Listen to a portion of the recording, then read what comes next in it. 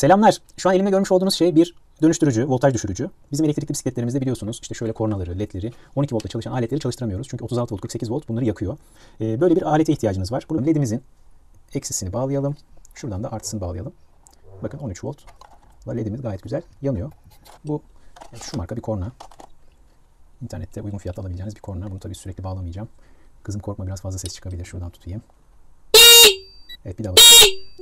Yani burada kulaklarımız bayağı acıyacak kadar ses verdi. Yani bu aleti bu iş için çok rahatlıkla kullanabilirsiniz. Oldukça hafif bir alet. Uygun fiyatlı bir alet. Yani o işte LM ile başlayan bir takım voltaj düşürücüler var. Onların amperleri çok düşük oluyor. Birkaç amper oluyor. Üzerinde soğutucusu falan olmuyor. Hani sponsorluk falan değil ama böyle bir alternatifiniz olduğunu da bilin.